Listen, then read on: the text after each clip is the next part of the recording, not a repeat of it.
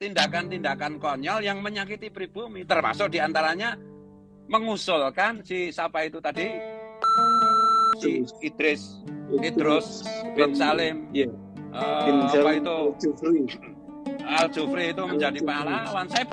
Karena saya sedang mengamalkan isi Quran. Pengkhianat itu disebut monyet, kunu kirodatan khosiin, jelas kan? Bayangkan Anda sedang membaca sebuah naskah historis. Di sana tertulis nama seorang ulama besar dari Sulawesi Tengah, yaitu Said Idrus bin Salim Al-Jufri, yang dalam ingatan kolektif masyarakat dikenal bukan hanya sebagai pendakwah, tapi sebagai pendiri sistem pendidikan Islam yang monumental, yaitu Al-Khairat. Lalu Anda membaca berita bahwa pemerintah baru saja mengesahkan beliau sebagai warga negara Indonesia. Masalahnya, beliau itu wafat pada tahun 1969. Banyak orang langsung bertanya, bagaimana mungkin seorang yang sudah tiada selama lebih dari 5 dekade baru diakui sebagai WNI sekarang? Apakah itu bentuk manipulasi sejarah? Kritik yang muncul umumnya berangkat dari 3 argumen utama. Pertama, Said Idrus lahir di Hadramaut, Yaman. Kedua, sebuah dokumen dari imigrasi Manado tahun 1965 menyebutnya sebagai berkebangsaan Arab. Dan ketiga, tidak ada catatan resmi bahwa ia pernah mengajukan naturalisasi atau memperoleh kewarganegaraan Indonesia secara formal. Argumen-argumen ini, kawan-kawan, terdengar sangat legalistik, sangat administratif. Tapi apakah semuanya sekuat itu bila kita bedah satu persatu? Mari kita mulai dari tempat lahir. Memang benar, Said Idrus lahir di luar Indonesia. Tapi sistem kewarganegaraan Indonesia tidak menggunakan tempat lahir sebagai penentu utama. Kita tidak menganut asas iusus soli secara luas. Sebaliknya, kita menganut iusus sanguinis, yaitu kewarganegaraan diturunkan dari orang tua. Nah, disinilah fakta penting muncul. Ibu kandung Said Idrus, yaitu Andi Syarifah Nur binti Muhammad Al-Jufri, adalah perempuan kelahiran Wajo, Sulawesi Selatan. Dengan logika hukum sekarang, Said Idrus seharusnya mendapatkan kewarganegaraan Indonesia secara otomatis melalui ibunya. Namun kita tahu, hukum di masa lalu belum seperti sekarang. Undang-Undang tahun 1958 tentang kewarganegaraan hanya mengakui garis keturunan dari ayah. Pewarisan melalui ibu tidak diakomodasi secara adil. Artinya, kalaupun secara biologis Said Idrus berhak disebut sebagai warga negara Indonesia, hukum saat itu menutup pintunya. Maka pertanyaan berikutnya adalah, apakah keadilan hukum harus berhenti pada teks lama yang diskriminatif? Tahun 2006, Indonesia mengesahkan Undang-Undang Nomor 12 yang merevisi secara fundamental sistem pewarganegaraan. Kini, baik ayah maupun ibu dapat mewariskan status kewarganegaraan. Ketentuan itu bukan hanya berlaku ke depan, tapi juga memberi ruang untuk memperbaiki kegagalan administratif masa lalu. Disinilah celah koreksi hukum terbuka. Negara kini punya dasar hukum untuk merekonstruksi ulang status seseorang berdasarkan fakta genealogis dan integrasi sosialnya. Sekarang kita bahas dokumen imigrasi 1965 yang mencatat Said Idrus itu sebagai berkebangsaan Arab. Sepertinya ini argumen yang cukup fundamental oleh pihak yang menggugat. Tapi tunggu sebentar, apa sebenarnya kapasitas hukum dari dokumen tersebut? Apakah itu akta kewarganegaraan ataukah surat naturalisasi? Ternyata bukan. Itu hanya surat keterangan kependudukan dari kantor imigrasi, institusi yang mencatat keberadaan orang asing di wilayah tertentu. Dalam konteks 60-an, sistem administrasi kependudukan belum sekuat dan serapi sekarang. Identitas seseorang, apalagi keturunan Arab atau Cina, kerap dicatat bukan berdasarkan status hukum melainkan asal-usul etnik. Di masa itu, Arab bisa berarti identitas leluhur, bukan status kewarganegaraan aktif. Tidak ada bukti bahwa Said Idrus memegang paspor asing. Tidak ada catatan bahwa ia pernah menyatakan diri sebagai warga negara Yaman. Maka, dokumen tersebut tidak bisa diartikan sebagai bukti bahwa Said Idrus bukan warga negara Indonesia. Apalagi dijadikan dasar hukum untuk membatalkan pengesahan pemerintah saat ini, yaitu tahun 2024. Selain itu, harus kita pertimbangkan pula bahwa Said Idrus telah tinggal di Indonesia sejak 1930.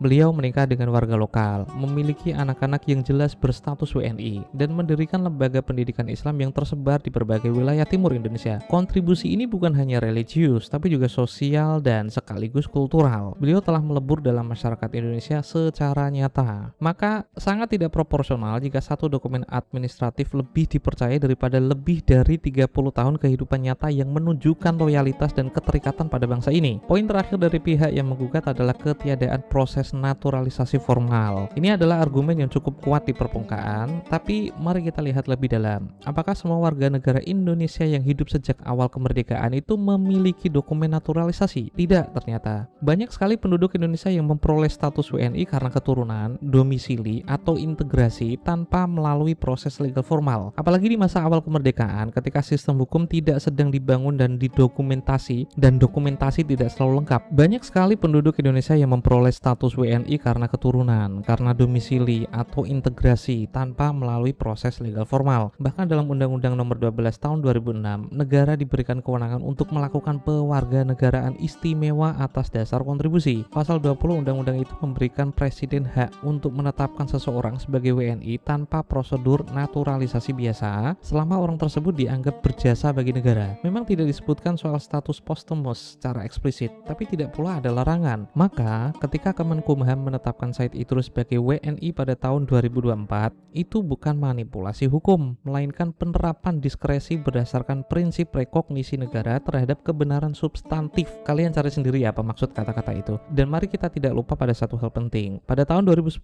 pemerintah Republik Indonesia menganugerahkan Bintang Mahaputra Adi Pradana kepada Said Idrus, ditandatangani oleh Presiden SBY. Itu bukan sembarang penghargaan. Bintang Mahaputra adalah tanda kehormatan tertinggi kedua di negara ini dan umumnya diberikan kepada warga negara. Jika pada 2010 saja negara sudah menempatkan beliau dalam jajaran tokoh yang layak mendapatkan kehormatan nasional, apakah terlalu janggal jika pada 2024 negara menyempurnakan pengakuan itu dengan legalisasi status WNI pada Said Idrus? Mari kita berpindah ke pertanyaan lanjutan. Jika pengesahan kewarganegaraan Said Idrus baru dilakukan pada 2024, bukankah itu berarti beliau bukan WNI semasa hidup? Dan jika bukan WNI, tidakkah penghargaan atau gelar yang diberikan negara padanya itu cacat hukum? Inilah premis yang tampak meyakinkan di permukaan, tapi justru disinilah kita bisa melihat betapa sempitnya cara pandang administratif bisa menyesatkan kita dalam memahami realita historis. Penting untuk diingat bahwa hukum, apalagi hukum tentang identitas kewarganegaraan, tidak selalu berjalan beriringan dengan realitas sosial. Kerap kali, hukum tertinggal dari kehidupan nyata. Said Idrus adalah contoh paling klasik bagaimana seseorang itu bisa hidup, bekerja, berkontribusi, bersosial, sepenuhnya sebagai bagian dari masyarakat Indonesia, tapi status hukum resminya itu tertahan oleh keterbatasan sistem birokrasi masa lalu. Ketika Kementerian Hukum dan HAM menerbitkan surat penetapan status WNI pada Juli 2024, mereka itu tidak sedang menciptakan fakta baru. Mereka hanya menegaskan secara hukum apa yang seharusnya berlaku sejak awal pada diri Said Idrus. Dalam administrasi publik, ini disebut koreksi retrospektif. Cari sendiri lagi definisinya. Praktik semacam ini bukan hal asing, kawan-kawan. Negara itu memiliki hak untuk mengakui kembali status seseorang jika terdapat bukti kuat bahwa individu tersebut seharusnya memiliki status tersebut, namun terhalang karena faktor-faktor historis, adanya diskriminasi, atau kelalaian birokrasi. Yang hal itu sangat lumrah di masa itu. Dalam kasus Said Idrus, bukti-bukti itu sangatlah jelas. Garis keturunan dari ibu WNI, domisili puluhan tahun di Indonesia, perkawinan dengan warga Indonesia, keturunannya pun menyandang sebagai warga negara Indonesia, dan kontribusi luar biasa melalui Al-Khairat. Maka pengesahan status WNI pasca wafat bukan anomali, tapi perbaikan terhadap cacat administratif yang dibiarkan terlalu lama. Beberapa orang menganggap status posthumous ini sebagai pemberian gelar kehormatan, seolah-olah Said Idrus itu diberi status WNI karena sudah berjasa. Tapi dalam kacamata hukum publik, yang terjadi itu justru sebaliknya. Negara itu sebenarnya sedang mengoreksi pencatatan lama yang tak lengkap agar keabsahan jasa-jasa Said Idrus itu berdiri di atas pondasi hukum yang tak terbantahkan. Bahkan dari sisi teknis, negara melakukan verifikasi yang cukup ketat, memeriksa dokumen keluarga, riwayat hidup, surat rekomendasi Gubernur Sulawesi Tengah, dan pernyataan ahli waris. Lalu bagaimana dengan keberatan bahwa tindakan ini membuka ruang bagi klaim serupa di masa depan? Bukankah jika Said Idrus bisa diakui sebagai WNI setelah meninggal, maka orang lain juga bisa? Pertanyaan ini sah untuk diajukan, tapi jawabannya tergantung pada satu kata kunci, yaitu konteks. Tidak semua orang, kawan-kawan, itu bisa memenuhi unsur genealogi, sosial, dan kontribusi sebagaimana yang dimiliki oleh Said Idrus. Negara itu punya hak untuk menilai kasus demi kasus. Penetapan seperti ini bukan otomatis, melainkan berbasis pada rekonstruksi historis yang dapat dipertanggungjawabkan. Di luar negeri, praktik pengakuan posthumous terhadap status hukum individu itu bukanlah hal yang baru. Di Jerman misalnya, banyak keturunan Yahudi yang keluarganya itu kehilangan kewarganegaraan di era Nazi, kini mendapat restitusi status tersebut, bahkan setelah beberapa generasi berlalu. Di Amerika Serikat, penghargaan Citizenship Honoris Causa diberikan kepada tokoh dunia seperti Winston Churchill atau Mother Teresa, bahkan ketika mereka telah wafat. Bedanya, pengakuan itu cenderung simbolik. Sementara di Indonesia, dalam kasus Said Idrus, status WNI itu bukan sekadar simbol. Ia berdampak langsung pada hak historis, validitas penghargaan negara, dan kemungkinan pemberian gelar pahlawan nasional. Dan ini membawa kita pada satu simpul penting. Mengapa status WNI cukup penting bagi Said Idrus? Apakah ini sekadar prosedur agar beliau bisa mendapatkan gelar pahlawan nasional? Bagi sebagian orang, mungkin begitu. Tapi Tapi lebih dalam dari itu, pengakuan ini penting agar sejarah kita bisa mengenang beliau dalam posisi yang tepat, bukan sebagai orang asing yang berjasa, tapi sebagai anak bangsa yang membangun bangsa dari dalam. Bayangkan dampaknya jika status hukum ini tidak dikoreksi. Sejarah kita akan mencatat bahwa pendiri Al-Khairat, seorang tokoh pendidikan Islam di kawasan timur Indonesia, bukanlah bagian dari bangsa Indonesia secara hukum. Ini bukan soal kebanggaan nasional semata, tapi soal keakuratan sejarah. Maka pengesahan status WNI pasca wafat bukan sekadar prosedur hukum, tapi langkah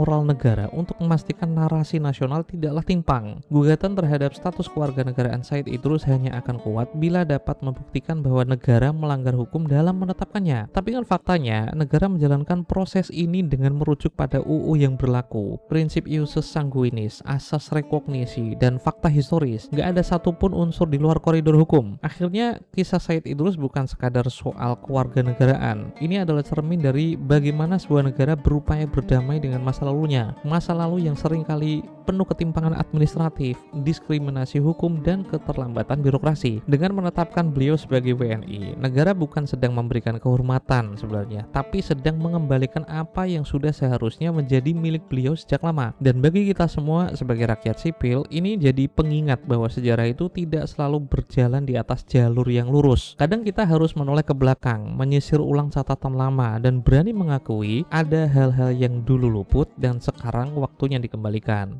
Saya Romalabas, ini Pemanjangan Tor, sampai jumpa.